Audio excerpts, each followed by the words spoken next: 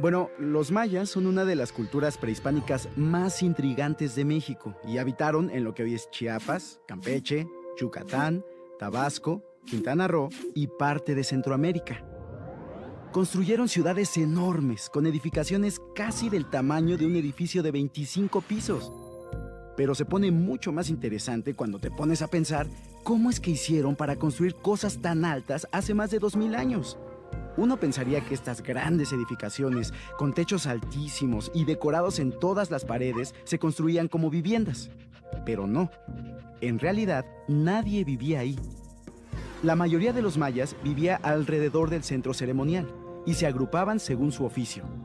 Un poco como ahora se distribuye el centro de la Ciudad de México. Una calle de electrónica, una calle de joyería, una calle de telas, en fin. Entonces, los centros de las ciudades, con sus imponentes palacios y grandes templos, servían para hacer ceremonias públicas y reunir grandes concentraciones de gente. Algo así como nuestro Zócalo de hoy en día. Obviamente, los palacios eran habitados únicamente por los gobernantes y los sacerdotes. Y muchos de ellos, al morir, eran enterrados con sus familias en los templos, como Pacal, que fue el gobernante más importante de Palenque. Y como según los mayas, la vida continuaba después de la muerte, enterraban a sus muertos con todo aquello que pudieran necesitar, como cosas personales y un montón de objetos valiosos y manjares, que por la evidencia que existe, probablemente consistían en frutas y plantas, un poco de carne de venado y, por supuesto, tamales. Y bueno, además de tener una idea de la belleza corporal muy particular, donde modificar la forma de sus cráneos y pintar sus dientes de negro era considerado hermoso, los mayas eran asiduos observadores del cielo y grandes matemáticos. Establecieron con exactitud la posición y la trayectoria de los planetas de nuestro sistema solar y desarrollaron tanto sus estudios que fueron los primeros en usar el cero posicional. O sea que este concepto les permitió hacer operaciones matemáticas complejísimas, como calcular fracciones o hacer cálculos infinitos y predicciones sobre la posición de los planetas a la altura de las que la NASA hace ahora.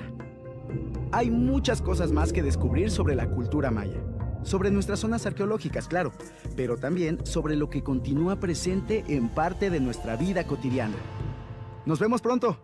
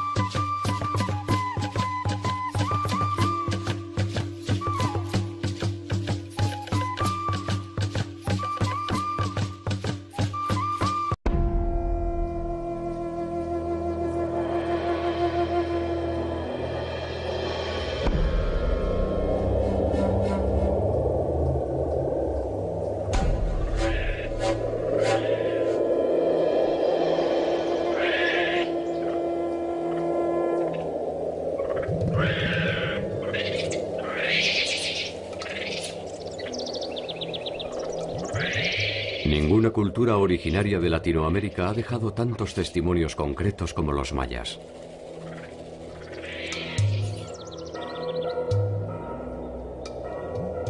Ninguna ha ofrecido con tanto detalle su propia versión de la historia.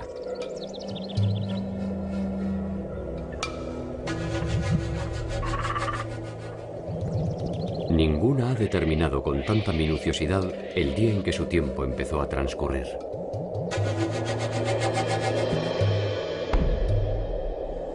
Ninguna ofrece tantos misterios e incertidumbres.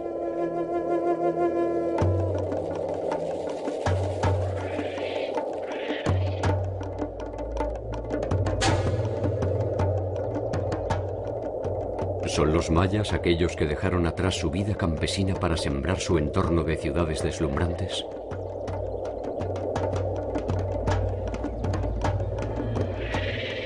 ¿Son los mismos que abandonaron esas ciudades? ¿Son los que se enfrentaron entre sí hasta acabar con sus breves predominios? ¿Son los que resistieron la dominación española? ¿Son los que se refugiaron en la selva para intentar una nueva versión del mundo cuando ya no había más mundo?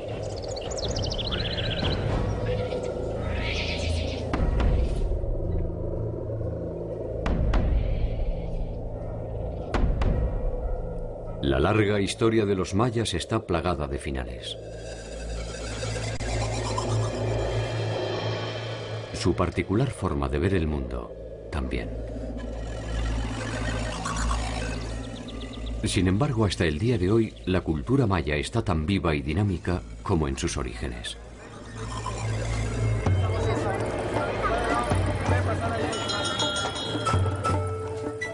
Saber quiénes son y de qué forma entienden su pertenencia común es una tarea que desemboca tarde o temprano en sus sistemas numéricos y calendarios. Sus estudios astronómicos, sus producciones arquitectónicas y sus obras de arte.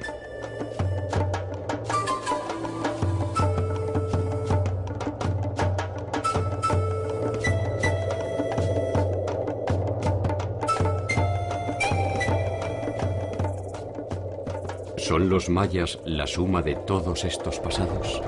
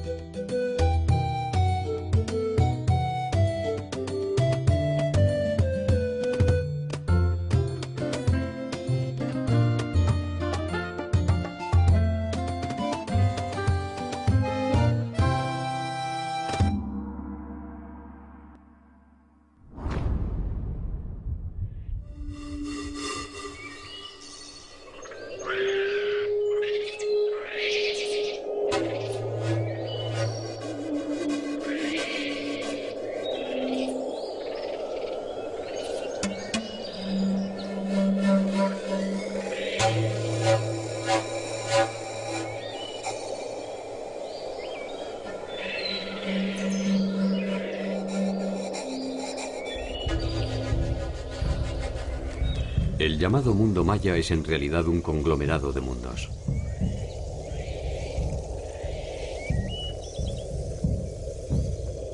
Constituyen en conjunto una unidad tan diversa que difícilmente se pueda estudiarlos sin descansar en sus diferencias.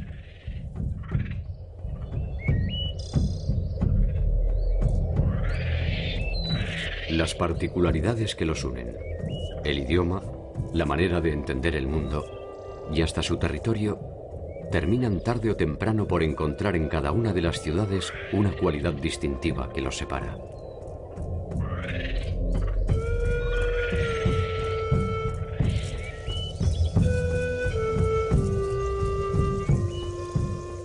Tal vez lo que los une no sea más que esa voluntad indeclinable de no ser siempre los mismos.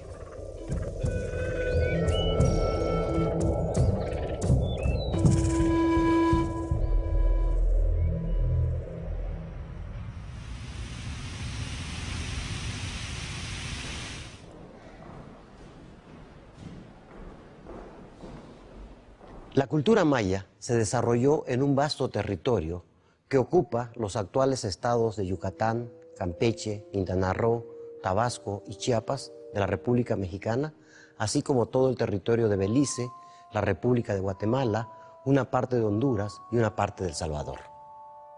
Desde ahí, esta cultura irradió por este vasto territorio, dando desarrollos regionales, locales, que de alguna manera conforman este mosaico cultural del área maya.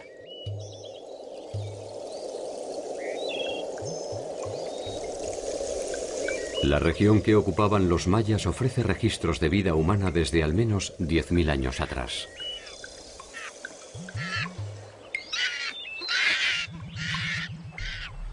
El Petén, Yucatán y el sur de Chiapas ofrecen evidencia de asentamientos humanos que ya cultivaban el maíz desde 5.000 a 6.000 años antes de Cristo.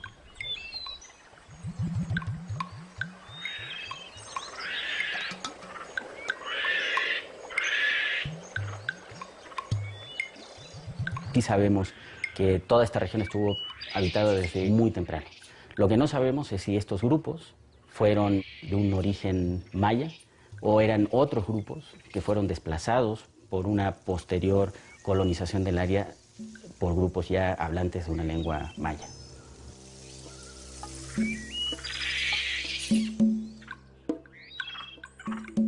Los primeros indicios de una cultura material que pudiéramos establecer o estar más o menos seguros de que pertenecen a la cultura maya son mucho más recientes. Estamos hablando más o menos del 1200 antes de Cristo.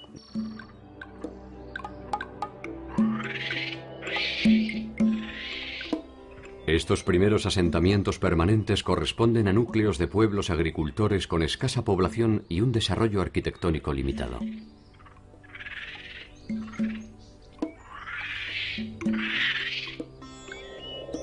Hacia el año 200, estos inicios modestos habrán de transformarse en grandes centros urbanos con una alta densidad de población.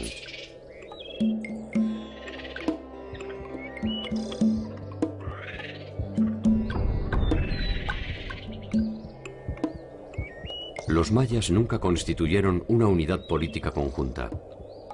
Fueron entidades independientes que en ocasiones podían tanto fusionarse mediante alianzas estratégicas o matrimoniales, como enfrentarse unas contra otras. Todos son pueblos cuya base primordial de sustento es la base agrícola, la producción agrícola. Entonces, estos pueblos van a generar culturas con diferencias regionales, con preferencias por ciertos materiales, con inclinaciones en ciertos aspectos de la vida muy diferenciables, pero con una cultura común, que es la que conocemos como mesoamericana.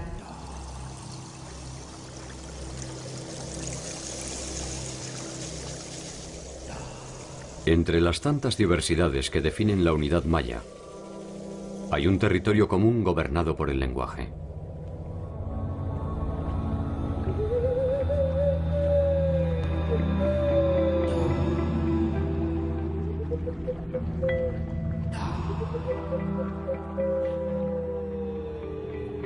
En la actualidad son 31 lenguas las que conforman la familia lingüística maya. De estas 31 lenguas, solamente 2 son lenguas muertas. Las otras 29 lenguas son lenguas vivas que se siguen utilizando como el principal medio de comunicación entre estos pueblos. Los mayas, sin duda, es el pueblo con mayor mensajes gráficos de toda Mesoamérica. No solo conforme con las imágenes, idearon todo un sistema de escritura donde nos quedan los datos de entronizaciones, guerras, alianzas matrimoniales, ritos, sacrificios que llevaban a cabo estas sociedades.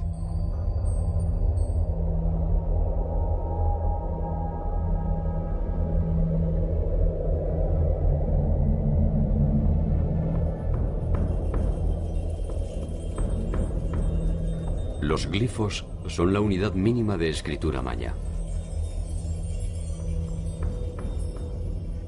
Pueden designar nombres, acciones, fechas, ciudades y relaciones de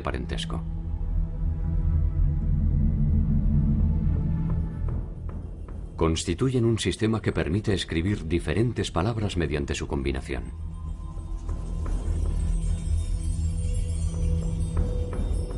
La unidad de escritura maya son una serie de signos que se les llaman glifos. Y se puede hablar de un glifo principal que está rodeado de afijos. Estos pueden ser prefijos, sufijos, superfijos o inclusive infijos dentro. Entonces todos estos signos que rodean como satélites al glifo principal funcionan igual que nuestras palabras. Un pre o un pos nos va a dar terminación de la palabra, inicio de la palabra. Entonces los cartuchos jeroglíficos se forman por un conglomerado de signos, que es a lo que les llamamos glifos.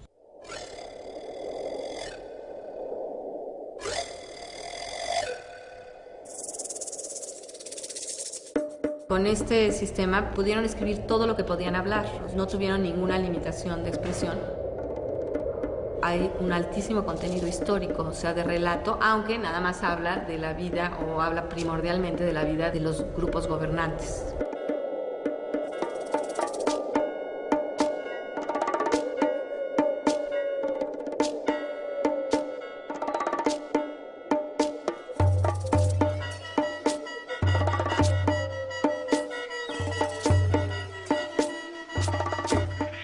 Durante mucho tiempo se pensó que las ciudades mayas eran centros de carácter ceremonial y cívico, habitados por una clase dominante dedicada a la reflexión filosófica, la exploración astronómica, el arte, el conocimiento matemático y la liturgia de sus complejos ritos asociados a los dioses. Sabemos que las ciudades mayas fueron verdaderas ciudades, con toda su complejidad. Ciudades como Tikal alcanzaron una población arriba de 60.000 habitantes, en una superficie relativamente pequeña. Tikal fue una de las ciudades más importantes de la región. Su historia está marcada por constantes enfrentamientos con los reinos vecinos: Calakmul, Caracol y Uaxactún. Esta sociedad maya fue una sociedad clasista, una sociedad con centros de poder gobernados por gobernantes que justificaban el derecho al poder a través de una serie de mitos y a través de una serie de imágenes que ellos explotaron ampliamente.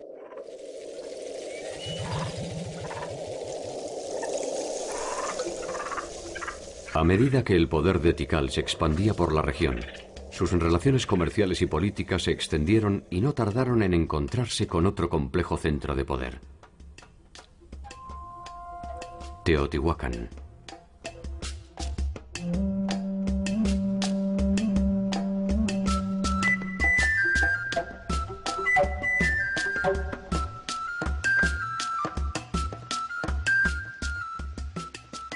Teotihuacán fue un conglomerado cosmopolita que albergó a pueblos de casi todas las regiones del México antiguo.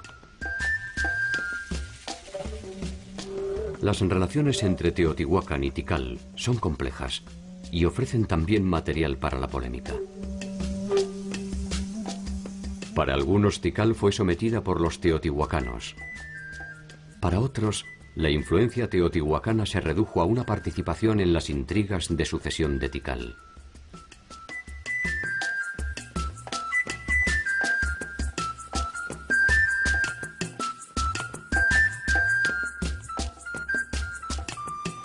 Fiel testimonio de la importancia que Teotihuacán tuvo en todo el ámbito mesoamericano es esta estela, la estela 31 de Tikal, Guatemala.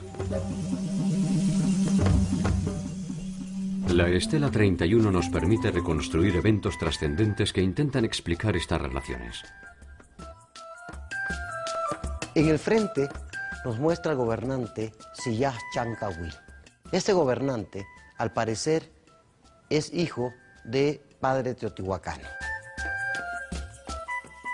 Vemos a este personaje ricamente ataviado con todos los elementos que caracterizan a un gobernante maya. Este monumento nos muestra las injerencias que Teotihuacán tuvo en los gobiernos del área maya.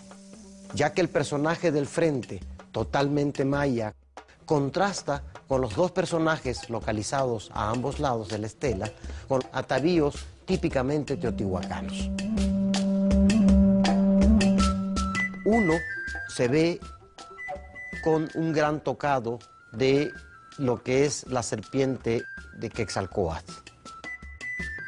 Lleva en la mano un lanzadardos y por la parte posterior un escudo, y el texto jeroglífico registra el nombre, Yash Nun Ain. Ahora sabemos que es el primer cocodrilo primordial. Este personaje teotihuacano es el padre de Xillac-Ian-Cahuil, al que se conoce como Nariz Ganchuda. Esta dinastía gobernará hasta cerca del año 400, cuando llega al poder Xillac-Chan.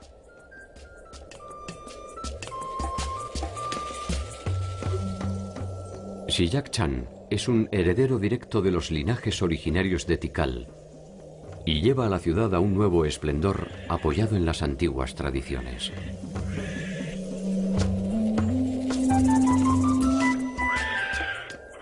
La política, la religión e incluso la vestimenta de sus gobernantes vuelven a beber en las raíces mayas.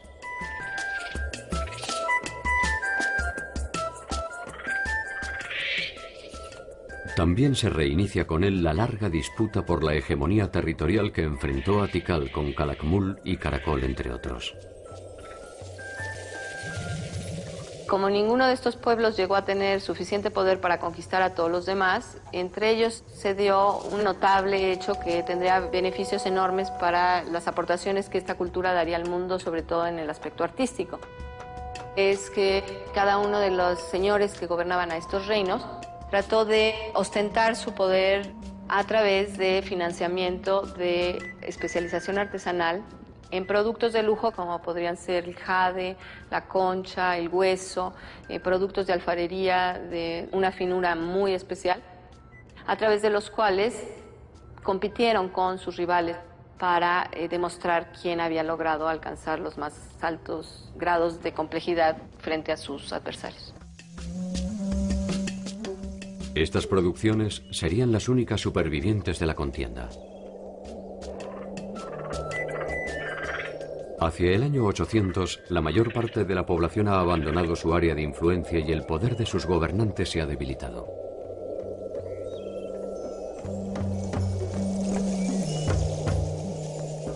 A principios del 900, la ciudad que conoció la suma de todos los saberes es definitivamente abandonada.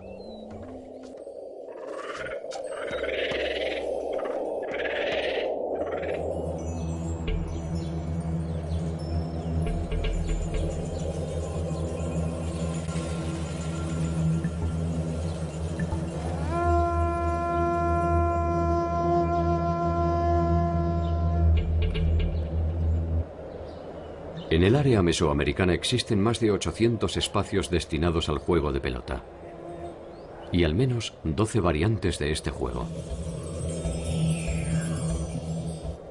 La más conocida en la actualidad es aquella en la que se presume que la pelota debía atravesar un aro de piedra.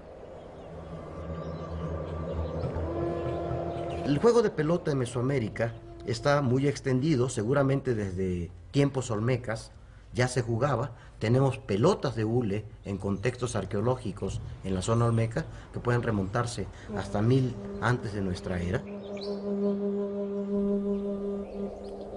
Las canchas de pelota están compuestas por dos edificios paralelos que delimitan un patio central, orientado generalmente de norte a sur, de manera tal que los equipos que se enfrentan lo hacen en dirección este-oeste.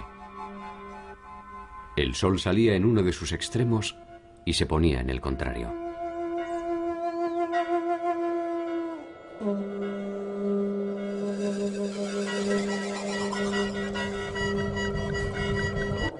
Innumerables son las teorías que se han esbozado en torno al juego de pelota. Se sabe que forma parte de una ceremonia ritual que culminaba casi siempre con sacrificios humanos.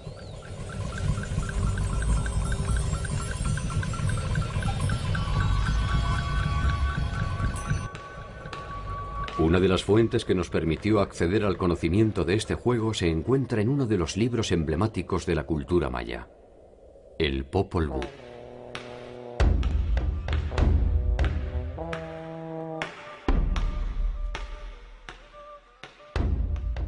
Es un texto escrito en quiché, que es una lengua maya, al parecer escrita o registrada alrededor de 1544 en el pueblo de lo que actualmente es Chichicastenango, en Guatemala, que recoge una tradición oral largamente repetida de padres a hijos, que era transmitida por generaciones entre todo este pueblo.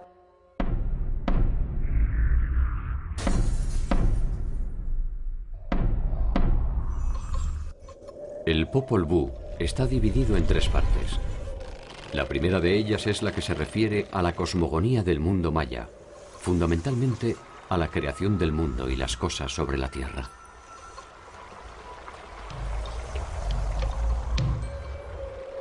Allí está presente el juego de pelota a través de un enfrentamiento entre 2 héroes míticos, Ixbalanque y Unampu, que se enfrentan en un partido con los señores del Xibalbá. Xibalbá es el nombre con que se identifica el inframundo, el reino de los muertos en las profundidades de la tierra.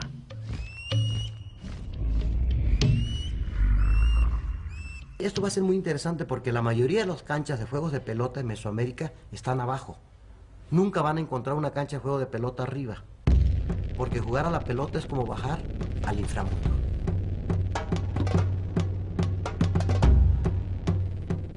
El partido se define con la victoria de Unampu e Ixbalanque, que son sometidos a una serie de pruebas en las cuales logran sobrevivir recurriendo al ingenio y a la magia, venciendo incluso a la misma muerte.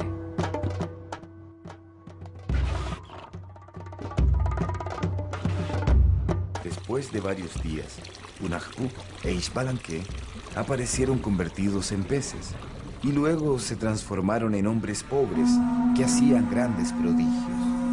Se mataban uno al otro y se resucitaban. ¡Qué asombroso! Sacrifíquennos a nosotros también. Sacrifiquémoslos, pero no los resucitemos. Y así fueron vencidos para siempre los señores de Xibalbá.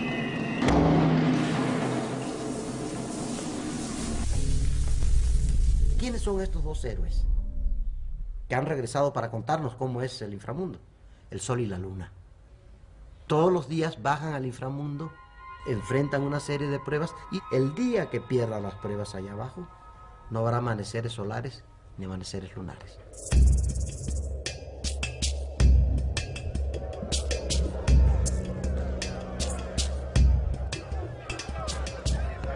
El juego de pelota tiene una importancia ritual.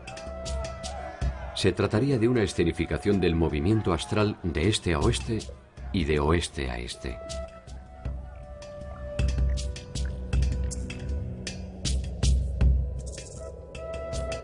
Numerosas imágenes lo asocian al rito de decapitación. Y la gesta de Ixbalanque y Unampu ha llevado a pensar que la victoria era coronada con la muerte.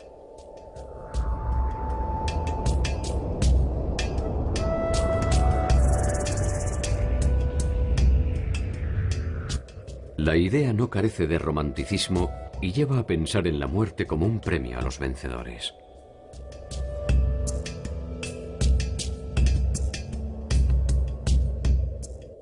El dilema en torno a quiénes eran los sacrificados resulta trascendente porque compromete una visión a propósito de la delgada línea que separa la vida y la muerte en la concepción maya.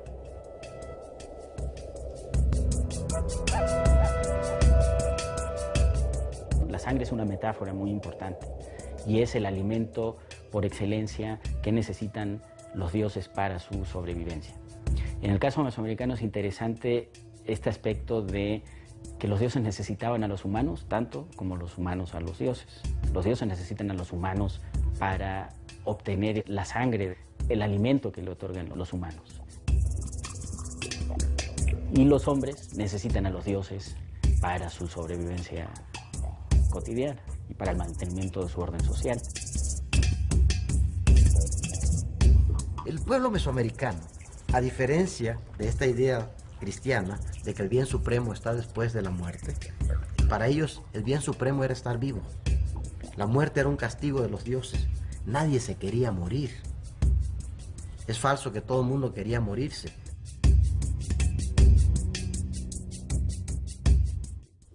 La muerte pública es una manera de establecer jerarquías. El que mata y el que muere.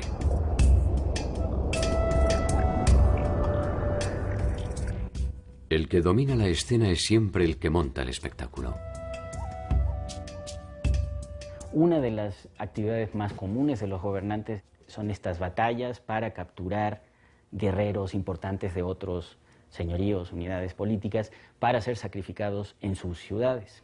Esto era un elemento importante también dentro del mantenimiento de este orden social tan particular de los mayas del Clásico.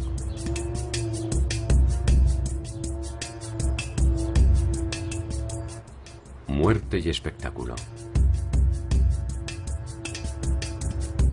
Esta conjunción no ha perdido sus efectos. El circo romano, las ejecuciones públicas, las corridas de toros y el renovado ritual de la muerte impúdica al que nos convocan diariamente las pantallas de televisión. Eran espectáculos masivos donde se combinaban aspectos rituales, por ejemplo, ciertas épocas, ciertos momentos en el calendario ritual anual para celebrar eventos circunstanciales, una gran victoria, por ejemplo, sobre un enemigo determinado, y también servían para propiciar el beneplácito o el interés de los dioses protectores de esa comunidad.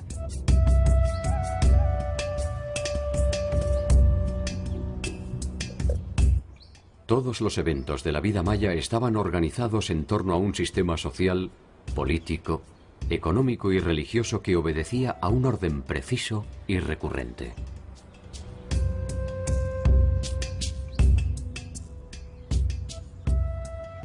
Un orden que podía ser registrado cronológicamente mediante un mecanismo tan sofisticado como imaginativo. Todos los pueblos mesoamericanos compartieron un mismo sistema de registro y ordenamiento del tiempo a través del manejo de dos calendarios, que toman nombres distintos de acuerdo a las culturas, pero que funcionan de igual manera.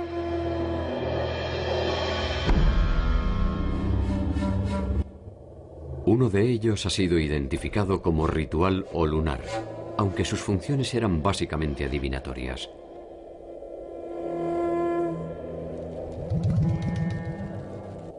Estaba compuesto por 260 días, divididos en 13 segmentos de 20 días. El calendario de 260 días es un calendario que no tiene un referente astronómico. No se sabe realmente qué representa. Lo interesante del calendario ritual o religioso es que servía para darle nombre a las personas. Pero también algo interesante era tu sino, tu destino. Era como una especie de zodiaco. Y de acuerdo al nombre numeral y el nombre del día, podían decir si su destino era bueno o mal. Incluso las fuentes españolas registran que a veces se hacían trampas cuando el niño había nacido en un día muy malo. Los sacerdotes trataban de convencer a los padres de darle otro nombre calendárico, de manera que tal vez podían despistar al destino.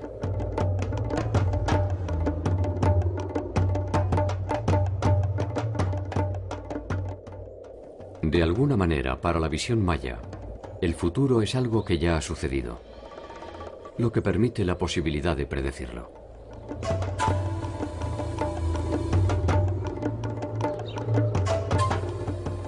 El tiempo forma parte de un ciclo que se repite, y la regularidad en la trayectoria de sus astros confirma esa recurrencia.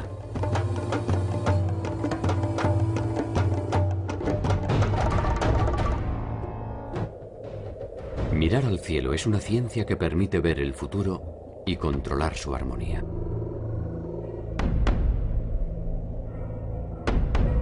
Este calendario era combinado con otro calendario que es el calendario solar.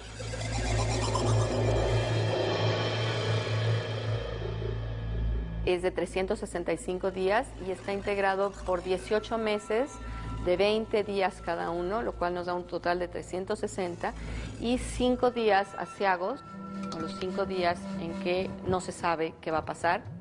Nada más es para cumplir el ciclo solar y que el Sol vuelva a salir en la misma posición al inicio del siguiente ciclo.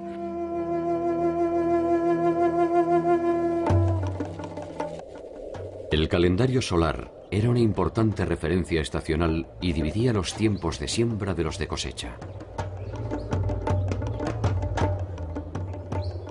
Los tiempos de paz de los de guerra. La combinación de ambos calendarios ofrecía una inusual relación temporal. El nombre del día en el calendario de 260 y el nombre del día en el calendario de 365 se combinaban, y para que volviera a coincidir el mismo nombre del día en los dos calendarios, ocurrían 52 años solares. Cuando se cumplían estos 52 años, dicen las fuentes, se apagaban todos los fuegos y se encendía un fuego nuevo.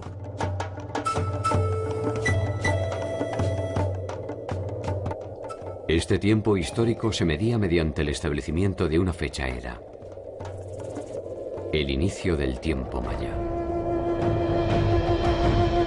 Una fecha era es un punto a partir del cual cuentas hacia adelante o hacia atrás. Algo tienen en común todas las fechas eras de todos los pueblos del mundo. Todas son arbitrarias. Porque para nosotros contamos del nacimiento de Cristo para atrás y del nacimiento de Cristo para adelante. Con los mayas sabemos que tienen una fecha era que es 3114 antes de Cristo. Y a partir de ahí cuentan para adelante y cuentan para atrás. Pero cuentan días transcurridos, no cuentan años transcurridos.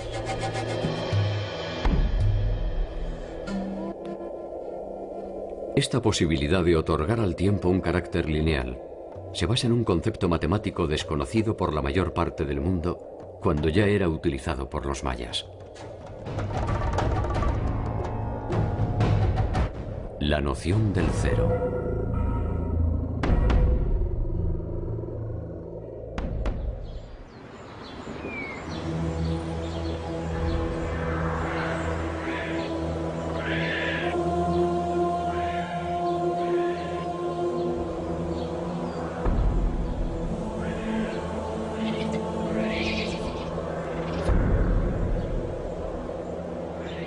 Si bien para la ciencia resulta siempre difuso establecer el origen de una cultura, para los mayas el pasado no es una simple leyenda que se remonta a tiempos inmemoriales.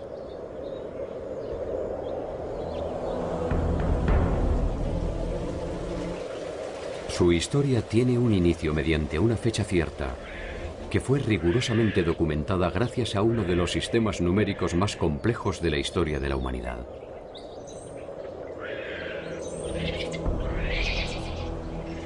Todos los pueblos mesoamericanos desarrollaron formas de escribir números para contabilización, para registro, etc.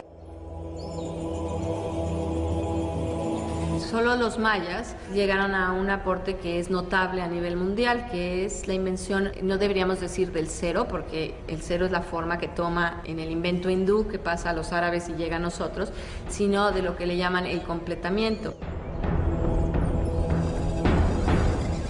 Lo que es en esencia es darle valor posicional a los números. Pues son las variantes de cabeza de los números. En lugar de poner 8 con una barra de 3 puntos, pongo esta cabeza y es 8. ¿Cuál es la característica de este sistema? La simplicidad, lo sintético. 3 signos usan: puntos, barras y el cero. Y con esos 3 puntos, con esos 3 signos, puedo hacer los mismos números que hacemos nosotros con nuestro sistema, que usa 10 signos distintos. El número 0 se identificaba con el símbolo de un caracol.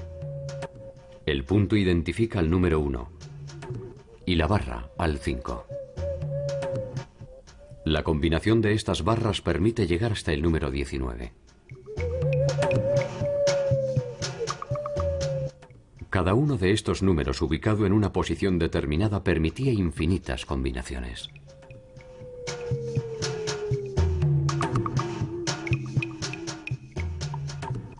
Estas construcciones científicas demuestran la sofisticación de la sociedad maya.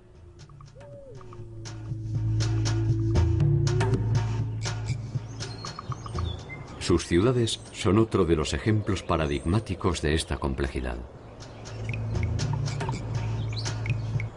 Palenque es una de ellas.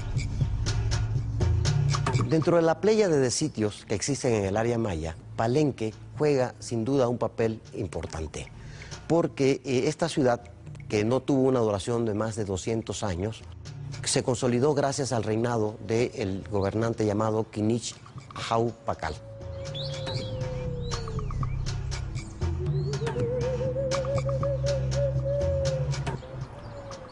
Para quien visite la ciudad en la actualidad, resulta difícil comprender que tanta belleza es producto de la impronta de un solo hombre.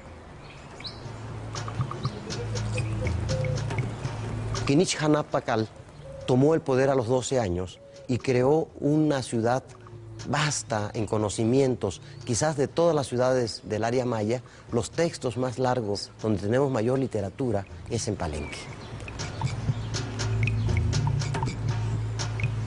El reino de Pakal duró por lo menos 2 veces y media lo que es el promedio de vida de un habitante común de la ciudad de Palenque. Toda su primera parte de su gobierno estuvo dedicado a la reconstrucción de su ciudad, a expandir el prestigio de su ciudad, a reconstruir las redes sociales destruidas por este momento delicado en su historia, y por lo tanto es un gran arquitecto, un gran innovador en el aspecto arquitectónico.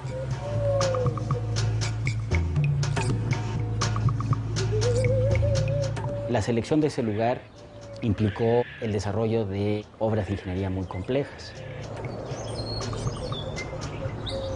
Por ejemplo, la creación de terrazas para ganarle espacios al cerro, para tener mayor áreas planas para construir edificios. La canalización de ríos, hay una cantidad enorme de acueductos. Implicó el desarrollo de una tecnología de distribución de aguas por todos los barrios que componían a la ciudad, y todo esto le confiere a la ciudad de Palenque estas cualidades muy especiales.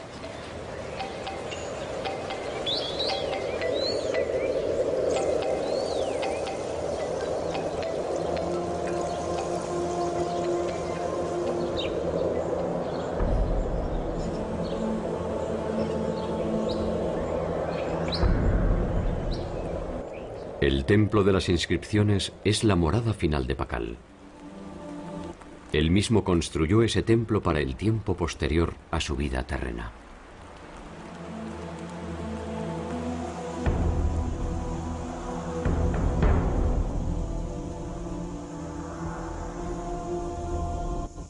Pakal gobernó Palenque entre el 615 y el año de su muerte, ocurrida en el 683.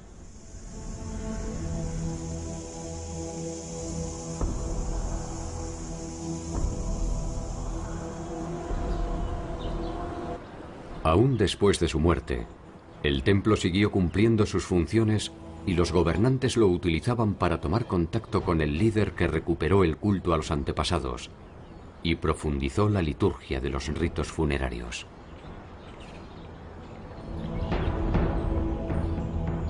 Fue el gobierno más longevo, más estable, que dejó un legado arquitectónico considerable en la ciudad. Conocemos de la historia anterior de Palenque solamente por los textos que escribió Pakal y sus sucesores. A la muerte de Pakal, su hijo Kambalán asume el poder. Su gobierno honra la gloria de su padre y persigue los mismos sueños de grandeza.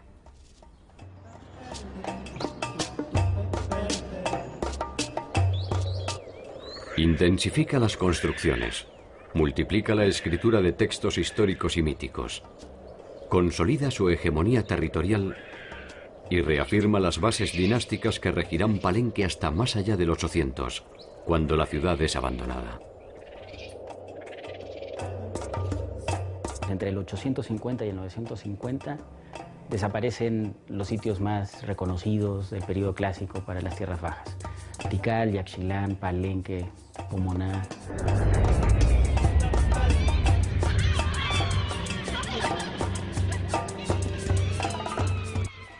El llamado colapso maya aún despierta inquietudes y discusiones.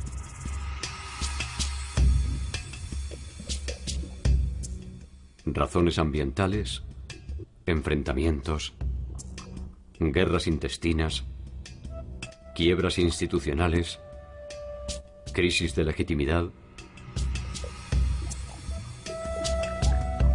Cualquiera de estas razones, o la suma de todas ellas, dieron por tierra con un complejo sistema que pareció perder la esencia de su funcionamiento.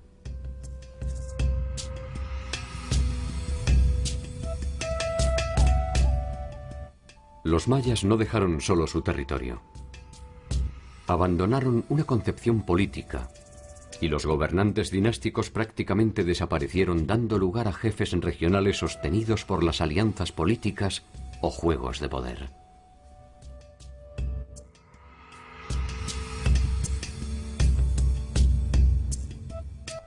Hacia finales del período clásico, otra ciudad habría de delinear los últimos trazos de una era de gloria.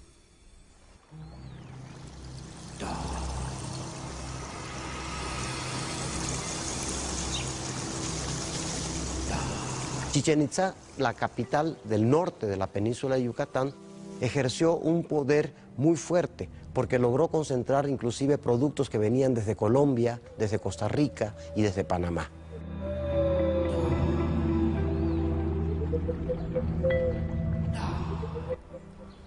Algunos de estos exóticos productos fueron encontrados por las investigaciones arqueológicas dentro del cenote sagrado de Chichén Itzá.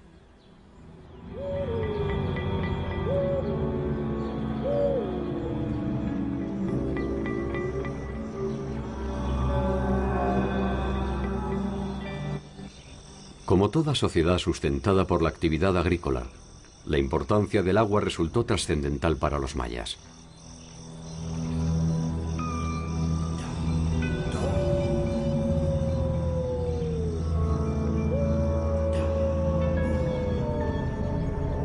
Chac, el dios de la lluvia, es una de sus deidades tutelares.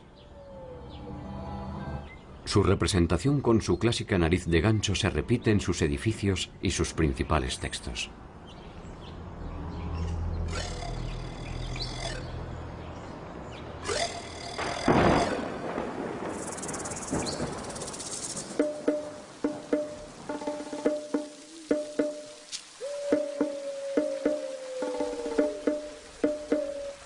Los llamados cenotes eran reservorios de agua de lluvia que se utilizaban con fines prácticos de subsistencia.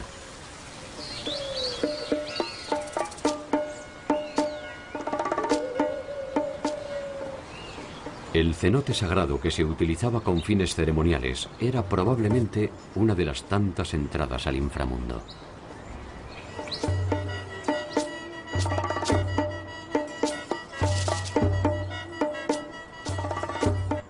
En su interior se han encontrado gran variedad de objetos y ofrendas, incluso restos humanos que permiten presumir que se utilizaban para realizar sacrificios, como lo refieren algunos cronistas de Indias.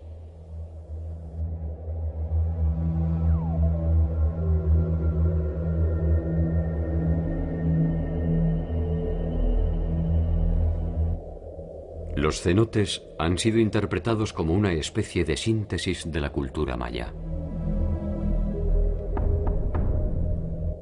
Allí, como en cada uno de sus indicios de piedra, de cerámica o de papel, se concentran sentidos profundos, profanos y productivos. Cuando los arqueólogos excavamos en una tumba en el área maya, encontramos representados en esta tumba casi todo el plano de Mesoamérica. Podemos encontrar productos que vienen de diferentes áreas muy lejanas. Obviamente, el comercio no es solo el transporte de objetos preciados. También a través del comercio se moviliza gente, se movilizan ideas. El concepto de Mesoamérica es eso, es esa rica combinación de contactos económicos, sociales, demográficos. Hacia finales del primer milenio, Chichén Itzá, la capital de los Itzáes, es la ciudad más importante del norte de Yucatán. Sus edificaciones poseen una belleza y armonía singulares, y el complejo piramidal del castillo es hasta el día de hoy una de las edificaciones más significativas de la cultura.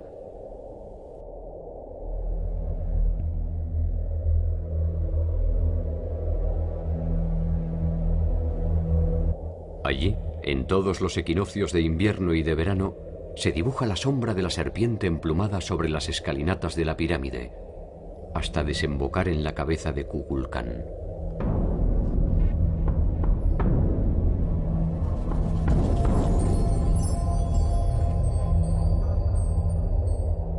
Chichén también se caracteriza por tener un contacto con grupos procedentes del altiplano central, del centro de México, los llamados toltecas, y crearon una cultura híbrida, donde vemos elementos mayas, pero también elementos del altiplano central. Aparentemente, de esta interacción entre itzáes y toltecas es de donde los primeros adoptan el culto a Quetzalcóatl, al que llaman Kukulcán.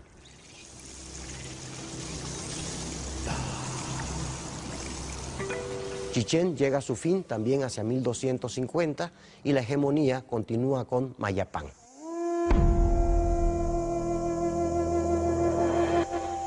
Uxmal, Mayapán y Chichén Itzá se agrupan en una alianza conocida como la Liga de Mayapán, que extenderá su predominio hasta el siglo XIII.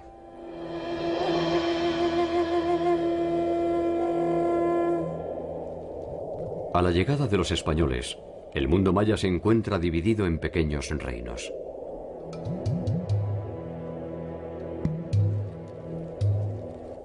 La Liga de Mayapán se ha disgregado y caciqueles y quichés disputan los retazos del tiempo pasado.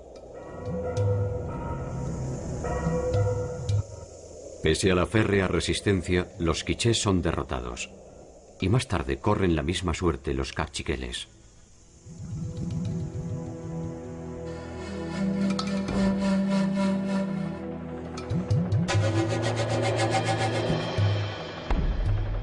Los itzáes se refugian en la selva del Petén. Desde allí iniciarán una nueva era. La huida se transforma en una estrategia contra la dominación colonial. Los itzáes se hacen invisibles. Van y vienen desde los pueblos conquistados hacia su nueva capital, Tayasal.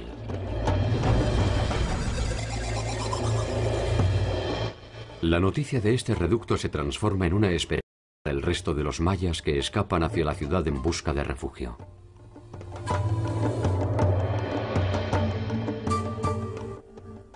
Los itzáes los reciben a cambio de su subordinación.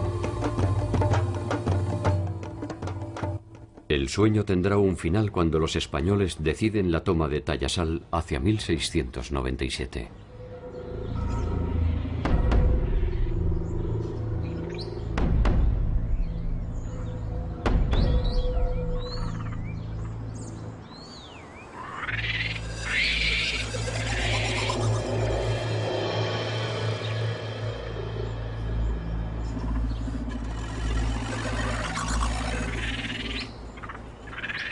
Los indicios de los mayas suelen buscarse en los rastros etéreos que ofrecen sus ciudades perdidas, en sus ricas inscripciones, en sus templos monumentales y en sus misteriosas tumbas.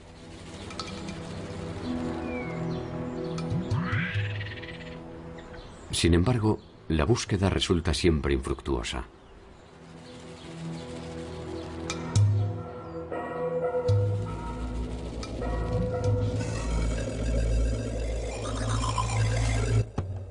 Cada descubrimiento abre un nuevo umbral de conocimiento. Y el legado maya vuelve a replantearse.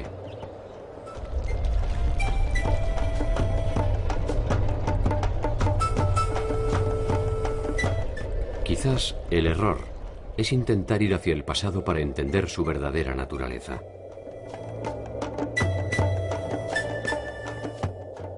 Quizás solo sea necesario esperar que la rueda de su tiempo vuelva a pasar frente a nosotros y nos permita entender que resulta inútil ir en busca de aquello que jamás estuvo perdido.